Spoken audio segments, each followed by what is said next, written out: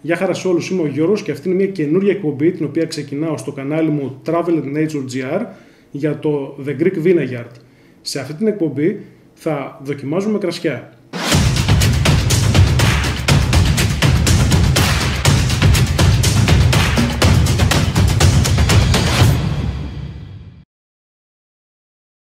Πριν συνεχίσουμε όμως σε αυτό το βίντεο, κάντε εγγραφή στο κανάλι και πατήστε το καμπανάκι για να λαμβάνετε όλες τις ενημερώσεις για τα νέα βίντεο. Στο πρώτο πιλωτικό επεισόδιο θα κάνουμε μία παρουσίαση για το πώς σερβίρουμε κρασί, αλλά και ποια είναι τα πράγματα που πρέπει να προσέξουμε όταν δοκιμάζουμε κρασί και πώς το δοκιμάζουμε φυσικά. Γι' αυτό το λόγο έχω εδώ πέρα μία σειρά από εργαλεία και μαζί με τον φίλο μου τον Γιάννη θα παρουσιάσουμε μερικά πράγματα για το πώς ανοίγουμε ένα μπουκάλι, πώς σερβίρουμε και πώς δοκιμάζουμε. Ξεκινώντας από το δεξί μου χέρι, το πρώτο ποτήρι όπως βλέπετε είναι χαμηλό, είναι μεγάλου όγκου. Συνήθως χρειαζόμαστε ποτήρια τα οποία πρέπει να έχουν πιο στενό στόμιο πάνω. Θα σας εξηγήσω αργότερα γιατί πρέπει να συμβαίνει αυτό.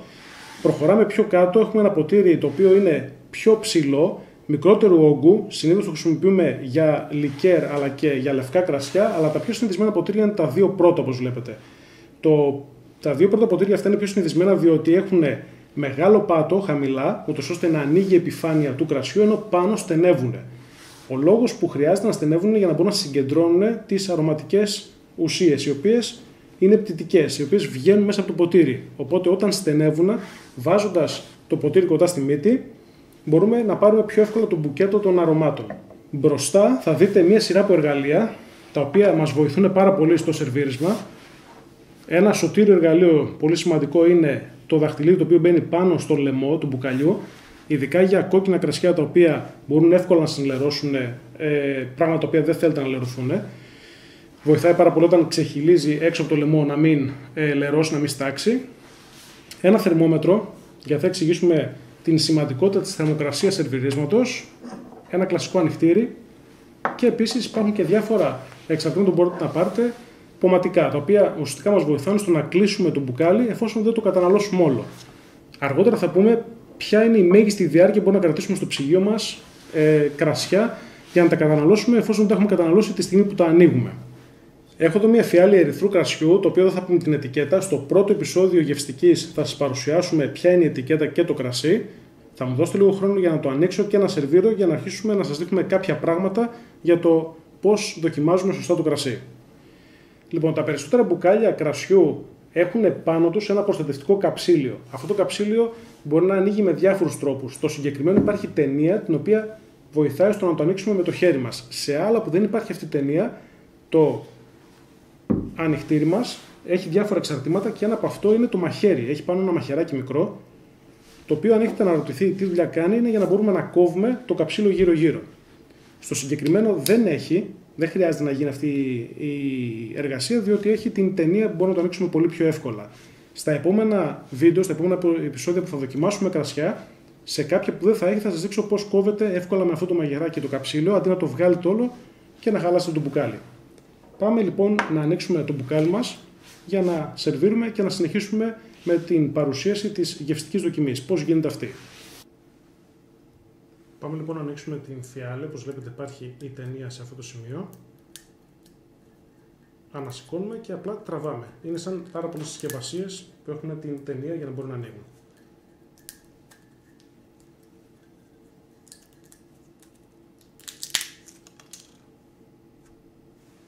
Λοιπόν, πάμε να ανοίξουμε λίγο τον φελό, να τον αφαιρέσουμε με το εργαλείο το οποίο λέγεται τριμπουσόν, όπως όλοι ξέρετε. Υπάρχουν και άλλα είδη φυσικά τριμπουσόν, αλλά αυτά κατά τη δική μου γνώμη είναι τα καλύτερα. Πες μας και για την ταινία που βλέπετε πάνω. Η ταινία που βλέπετε πάνω είναι η πιστοποίηση, είναι ο αριθμός αναφοράς που χρησιμοποιείται για τα pop κρασιά, τα προστατευόμενης ονομασίας προέλευσης.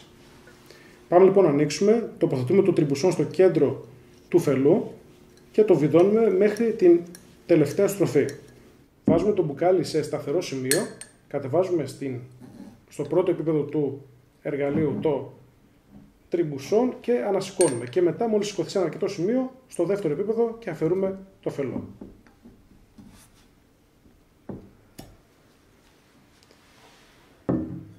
Εδώ πρόκειται για ερυθρούς ίνους, οι οποίοι είναι και παλαίωσης, δηλαδή τα καλά κρασιά, τα παλαιωμένα και τα μεγαλύτερης αξίας, καλό είναι να μυρίζουμε το φελό. Υπάρχει περίπτωση λόγω της παλαίωσης ο φελός να έχει χαλάσει, να έχει υποστεί ζημιά και αυτό ενδέχεται να καταστρέψει και το κρασί. Μυρίζουμε το φελό, εφόσον δεν προκύψουν άσχημες οσμές, σημαίνει ότι δεν έχει φελωθεί και ότι το κρασί μπορούμε να το καταναλώσουμε.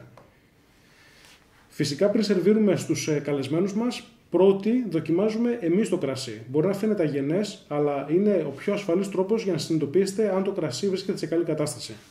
Ειδικά όταν πρόκειται για παλαιωμένα κρασιά. Θα χρησιμοποιήσω το καλύτερο κατά τη γνώμη μου ποτήρι. Το συγκεκριμένο ποτήρι είναι και αναμνηστικό από το χάρτη των γεύσεων, το οποίο πρέπει να πάτε όταν τα πράγματα φυσικά θα επανέλθουν στην κανονική τους κατάσταση.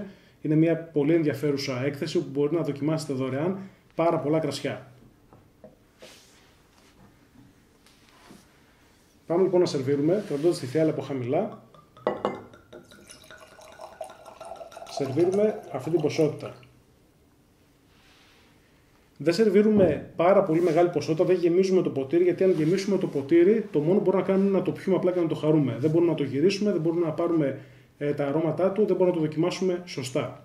Έχουμε γεμίσει τα ποτήρια μας, το δικό μου και του Γιάννη, με το κρασί και τώρα θα σας δείξω μερικά πράγματα για το πώς μπορείτε να δοκιμάσετε ένα κρασί για να καταλάβετε κάποια από τα χαρακτηριστικά του. Κρατώντας το ποτήρι από χαμηλά, το πρώτο πράγμα που κάνουμε είναι να το μυρίσουμε χωρίς να το ανακαινήσουμε. Μυρίζοντας χωρίς να το ανακαινήσουμε, παίρνουμε τα πρώτα αρώματα, τα οποία είναι τα πρωτογενή αρώματα. Είναι τα αρώματα τα οποία έρχονται από το αμπέλι, από το σταφύλι. Γυρνώντας το κρασί,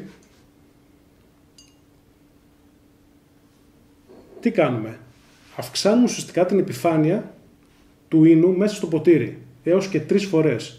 Με αυτόν τον τρόπο βοηθάμε πάρα πολύ στο να βγουν περισσότερα αρώματα και αυτά τα αρώματα να μπορέσουμε να τα αισθανθούμε ακόμα πιο εύκολα. Οπότε περιστρέφοντας, φίλε Γιάννη, και βάζοντας το στη μύτη, παίρνουμε πλέον τα δευτερογενή και τριτογενή αρώματα. Τι είναι τα δευτερογενή και τριτογενή αρώματα? Είναι τα αρώματα που προέρχονται από την ζύμωση, την αλκοολική ζύμωση που πραγματοποιείται είτε σε δεξαμενή είτε σε βαρέλι. Τα τριτογενή αρώματα είναι τα αρώματα του βαρελιού. Είναι τα αρώματα τα οποία προέρχονται από την επαφή του κρασιού στο βαρέλι. Φυσικά, αν έχετε δοκιμάσει πολλά ερυθρά κρασιά, δείτε πάρα πολλούς διαφορετικούς χαρακτήρες. Είναι πολυπαραγωγικό το θέμα, καθώς βλέπετε ότι υπάρχουν χιλιάδες ποικιλίες, υπάρχουν διαφορετικοί τρόποι υνοποίησης, διαφορετικοί τύποι βαρελιών. Και φυσικά παίζει και μεγάλο ρόλο το πόσο διάστημα παραμένει μέσα στο βαρέλι το κρασί. Πες μας λίγο για το χρόνο παραμονής των κρασιών στο βαρέλι. Ο χρόνος παραμονής των κρασιών μέσα στο βαρέλι, Γιάννη, εξαρτάται από τον τύπο του κρασιού και φυσικά το στόχο τον οποίο έχουμε θέσει, τι θέλουμε να δημιουργήσουμε. Για λευκά κρασιά συνήθως είναι από 4 έως 6 μήνες, για ερυθρά κρασιά μπορεί να φτάσουμε μέχρι και 2 χρόνια. Και φυσικά υπάρχουν και εξαιρέσεις συν και πλην σε χρονικό διάστημα. Πάμε λοιπόν να δοκιμάσουμε το κρασί. Πριν το δοκιμάσουμε, είπαμε πρωτογενή αρώματα χωρίς να το ανακαινήσουμε, δευτερογενή αρώματα και τριτογενή αρώματα με ανακαίνιση.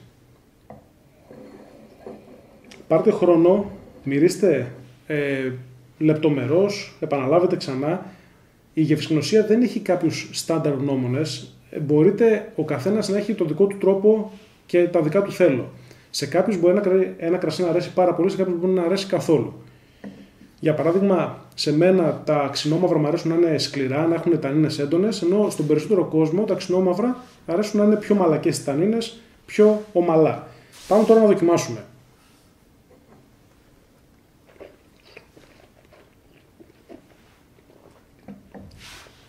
Βάζουμε μια μικρή ποσότητα κρασιού στο στόμα μας, το ανακαινίζουμε, το γυρνάμε σε όλο το στόμα για να εκμεταλλευτούμε όλους τους γευστικούς κάλκες και κρατώντας αυτή τη μικρή ποσότητα, ανοίγουμε ελαφρώς το στόμα μας και παίρνουμε λίγο αέρα. Ο αέρας μας βοηθάει πάρα πολύ στο να αντιληφθούμε το λεγόμενο flavor, την ενδορυνητική γεύση, δηλαδή να πάρουμε όλο το άρωμα μαζί με τη γεύση μέσα όμως από το στόμα. Με αυτόν τον τρόπο θα μπορέσουμε να καταλάβουμε την πολυπλοκότητα του κρασιού. Δεν υπάρχει μόνο το μυρίσουμε από τη μύτη, αλλά πολλές φορές αρκετά αρώματα έρχονται και μέσα από το στόμα. Αυτό που κοιτάμε επίσης είναι το τι συμβαίνει μετά την κατάποση. Είναι η λεγόμενη επίγευση. Η επίγευση αυτή κρατάει πολύ, κρατάει λίγο, είναι σκληρή, είναι δυσάρεστη, είναι ευχάριστη. Όλα αυτά είναι παράγοντες που κοιτάνε αυτοί που δοκιμάζουν επαγγελματικά κρασιά. Τι πρέπει να προσέξουμε πριν το σερβίρισμα του κρασιού? Πριν το σερβίρισμα του κρασιού πρέπει να προσέξουμε την θερμοκρασία, που είναι ο κυριότερος παράγοντας, ούτως ώστε να έχουμε το καλύτερο δυνατό αποτέλεσμα. Για παράδειγμα, ένα ερυθρό κρασί δεν μπορεί να σερβιριστεί παγωμένο. Δεν πρέπει να μπει στο ψυγείο μας δηλαδή και να το σερβίρουμε στους 5 ή 6 βαθμούς. Όπως επίσης και ένα λευκό κρασί δεν πρέπει να σερβιριστεί σε θερμοκρασία δωματίου 18 ή και 20 ή και περισσότερους βαθμούς. Οι ιδανικότερες θερμοκρασίες για το σερβίρισμα του κρασιού είναι οι εξής. Για τα λευκά κρασιά από τους 6 έως τους 14 βαθμούς, με συνήθως 6 έως 10 για τα φρέσκα κρασιά και 10 έως 14 για τα κρασιά τα οποία είναι παλαίωσης, έχουν περάσει δηλαδή από βαρέλι. Ενώ για τα ερυθρά κρασιά είναι από 16 έως 18 βαθμούς. Αυτό φυσικά μπορούμε να το επιτύχουμε εφόσον έχουμε συντηρητή κρασιού, τα οποία φυσικά δεν είναι και πολύ διαδεδομένα. Πρέπει κάποιος να είναι λάτρης του κρασιού για να έχει επενδύσει κάποια αρκετά χρήματα για να βάλει ένα συντηρητή στο σπίτι του. Τα συγκεκριμένα μηχανήματα έχουν δυνατότητα να ρυθμίζουν την θερμοκρασία ακριβώς εκεί που την θέλουμε και οι περισσότεροι από αυτούς έχουν και δύο ζώνες. Έχουν ζώνη δηλαδή για λευκά και για ερυθρά κρασιά. Εφόσον δεν έχετε συντηρητή κρασιού, σίγουρα θα χρειαστείτε αυτό εδώ το εργαλείο που είναι το θερμόμετρο και μπορείτε να ρυθμίσετε τη θερμοκρασία του κρασιού σας με το ψυγείο. Πώς θα το κάνετε αυτό? Όταν πρόκειται για λευκό κρασί, τα πράγματα είναι πιο εύκολα. Συνήθως τα ψυγεία είναι ρυθμισμένα από 5 έως 8 βαθμούς, οπότε βάζοντας ένα λευκό κρασί μέσα στο ψυγείο έχετε την ιδανική θερμοκρασία.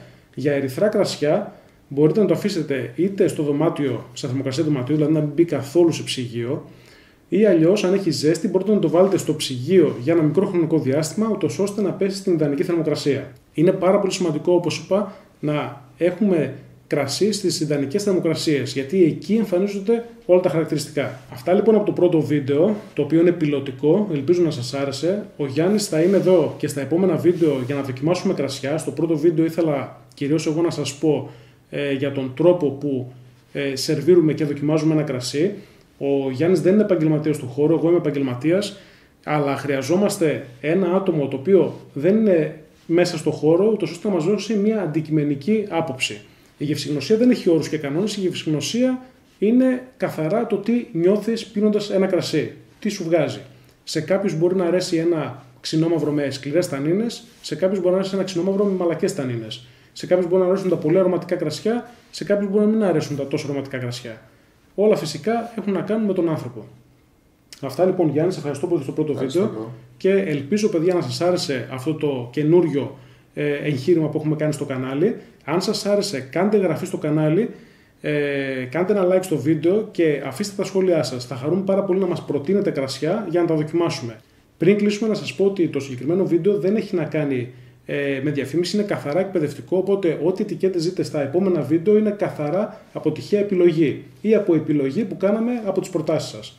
Ευχαριστούμε πολύ και τα λέμε στο επόμενο επεισόδιο.